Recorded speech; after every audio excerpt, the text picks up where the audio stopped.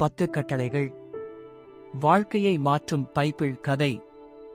பல ஆண்டுகளுக்கு முன்பு இஸ்ரவேல் மக்கள் எகிப்தில் அடிமைகளாக வாழ்ந்தனர். அவர்கள் துன்பத்தில் அழுதார்கள், தேவனை வேண்டிக் கொண்டார்கள்.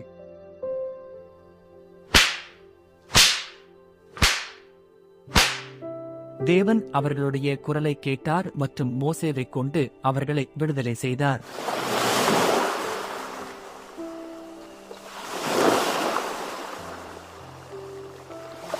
அற்புதங்களின் மூலம் பாதகங்கள், அடையாளங்கள், பாஸ்கா இரவு அவர்கள் எகிப்திலிருந்து வெளியேறினர்.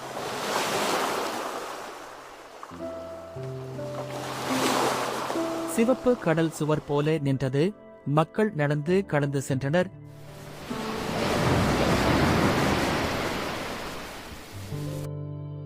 எகிப்து படை அழிந்தது. சுதந்திரம் கிடைத்திருந்தாலும் மக்கள் எப்படி நடக்க வேண்டும் என்பதை அறியவில்லை. அவர்கள் முறையிட்டார்கள், சண்டையிட்டார்கள், கீழ்ப்படையாமையில் விழுந்தார்கள்.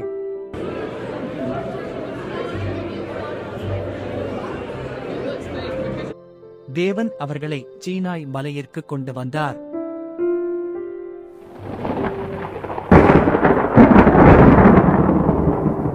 மலை அதிர்ந்தது. மின்னல், இடிமுழக்கம், கனமான மேகம், கொம்பின் சத்தம், மக்கள் பயத்தில் நடுங்கினர். தேவன் மோசேயை மட்டும் மேலே அழைத்தார். 40 நாட்கள் மோசே தேவனின் சந்நிதியில் இருந்தார். அங்கே தேவன் அவருக்கு உலகை மாற்றிய 10 கட்டளைகளை கொடுத்தார். இவை சுமை அல்ல, ஆசீர்வாதமாக வாழ தேவன் கொடுத்த பாதை. முதல் கட்டளை, என்னை விட வேறு தெய்வத்தை வைத்துக் கொள்ளாதே. இரண்டாம் கட்டளை, விக்கிரகங்களை உருவாக்கி வணங்காதே. மூன்றாம் கட்டளை, கர்த்தரின் நாமத்தை வீணாகச் சொல்லாதே. நான்காம் கட்டளை, சப்த தினத்தை பரிசுத்தமாக காப்பாற்று. ஐந்தாம் கட்டளை, உன் தந்தையும் தாயையும் மதிக்க. ஆறாம் கட்டளை, கொல்லாதேயோ. ஏழாம் கட்டளை, விபச்சாரம் செய்யாதே. நம்பிக்கையை உடைக்கும் செயல்களில் ஈடுபடாதே. ரகசியமான பாவச் செயல்கள் மனங்களையும் குடும்பங்களையும் காயப்படுத்தும். தூய்மையிலும் நேர்மையிலும் நட. எட்டாம் கட்டளை, திருடாதே. ஒன்பதாம் கட்டளை, பொய் சாட்சி சொல்லாதே.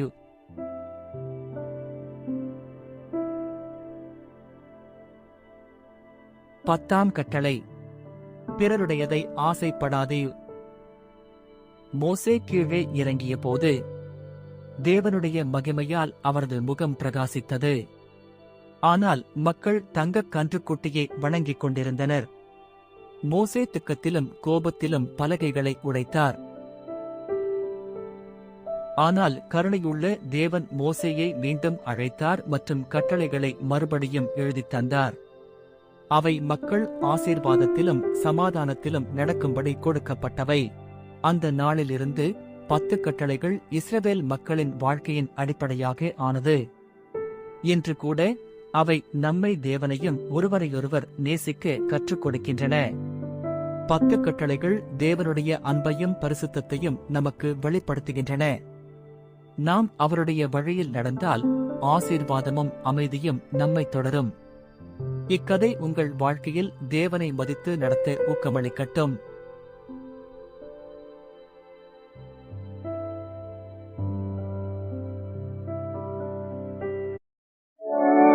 கர்த்தருக்கு பிரியமானவர்களே, பரமபிதாவானவர் அருளி செய்த 10 கட்டளைகளையும் அதன் விளக்கத்தையும் பரமபிதாவின் கிருபையால் உங்கள் இதயவாசலுக்கு மிக பணிவன்புடன் அனுப்புகிறேன்.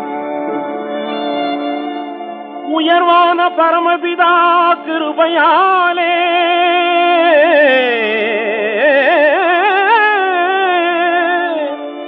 உருவான கற்பனையின் மகிமையாலே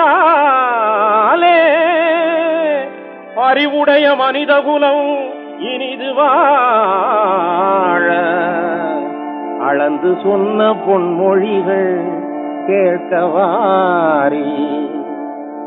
பாவிகளுக்காக பாடுபட்ட பரமபிதாவின் கட்டளை 10 பெரும் பரந்த உலகத்தை சிறப்புடன் வாழ வைத்திடும் ஞான முத்து பேசும் மனித வாழ்க்கையின் சொத்து. முதற்கட்டளை, என்னையன்றி உனக்கு வேறு தேவர்களை உண்டாக்க வேண்டாம்.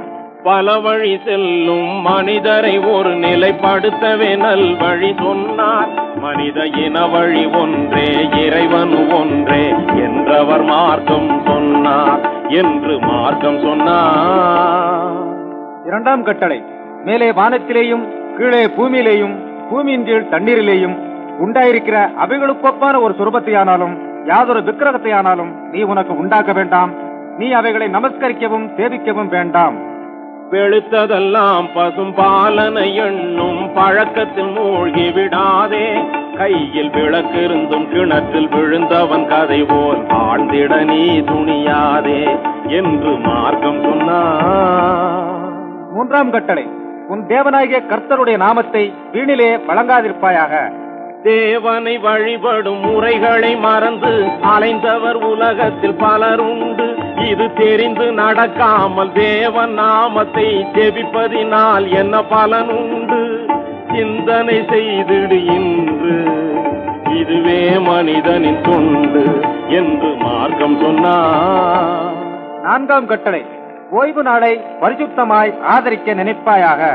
உழைப்புக்கு 6 நாட்களை ஒதுக்கி ஓய்வுகள் மறுநாள் வேளையிலே மனக்களிப்புடன் பரிசுத்த நிலையுடன் தேவனை வழிபடி ஞாயிற்று கிழமையிலே நலம் பெறுவாய் உன் வாழ்க்கையிலே, நலம் பெறுவாய் உன் வாழ்க்கையிலே என்று மார்க்கம் சொன்னார். ஐந்தாவது கட்டளை, உன் தேவனாகிய கர்த்தர் உனக்கு கொடுக்கிற தேசத்திலே உன் நாட்கள் நீடித்திருப்பதற்கு உன் தகப்பனையும் உன் தாயையும் கனம் பண்ணுவாயாக. உண்மையில் அன்னை தந்தையை சொந்த கண் போல் காப்பது அறிவுடைமை, மேலும் அன்பாயிருப்பது ஒரு கடமை என்று அன்பாக கூறும் கர்த்தாவின் வார்த்தையை அறிந்து நடந்தாலே நன்மை தரும் அனுபவ வாழ்க்கையின் உண்மை என்று மார்க்கம் சொன்னார். ஞான மார்க்கம் சொன்னார்.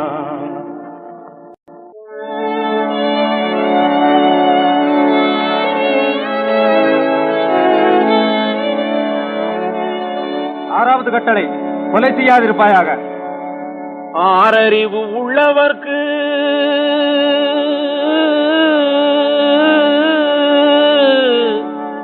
மன ஆத்திரமே பொல்லாது. தேவ வாக்கியத்தை படிப்பவர்க்கு தீய கொலை கூடாது. இழிதொழிலாம் கொலை தொழிலை செய்வதினாலே வாழ்வில் இனிப்பும் கசப்பும் இரண்டுமின்றி போகும் தன்னாலே. இதை எண்ணி பார்த்து உண்மை வழி காண்பதினாலே நன்மை இருக்குது பார் உலகத்திலே நீதி முன்னாலே என்று மார்க்கம் சொன்னார். ஞான மார்க்கம் சொன்னார். ஏழாவது கட்டளை, விபச்சாரம் செய்யாதிருப்பாயாக. விபச்சாரம் பெருங்குற்றம் மறக்க கூடாது. கற்பை விலையாகும் பொருளாக நினைக்க கூடாது. தவறான வழியில் ஆண் பெண் நடக்க கூடாது. கால சந்த கடை பொம்மை போல வாழக்கூடாது என்று மார்க்கம் சொன்னார். ஞான மார்க்கம் சொன்னார். எட்டாவது கட்டளை, களவு செய்யாதிருப்பாயாக. அழுது பிறந்த மனிதனுக்கு கவலை கூடாது. அந்த கவலை தீர உழைத்து வாழ மறக்க கூடாது. கொடிய களவு தொழிலை செய்து வாழ நினைக்க கூடாது என்று கர்த்தர் சொன்ன பொன்மொழியை மறக்கப்படாது என்று மார்க்கம் சொன்னார். ஞான மார்க்கம் சொன்னார். ஒன்பதாம் கட்டளை, பிறர்க்கு விரோதமாய் பொய்ச்சாட்சி சொல்லாதிருப்பாயாக. மனசாட்சி ஒரு பக்கம் இருந்திடும் போது அதற்கு மாறாக பொய் சாட்சி சொல்லக்கூடாது. கனியிருக்க காய்க வரும் பழக்கம் கூடாது. பிறர்க்கு கவலையாகும் கோணல் வழியில் நடக்கக்கூடாது என்று மார்க்கம் சொன்னார். ஞான மார்க்கம் சொன்னார். பத்தாவது கட்டளை, பிறனுடைய வீட்டை இச்சியாதிருப்பாயாக. மனிதன் பிறந்து அழிந்ததெல்லாம் ஆசையினாலே,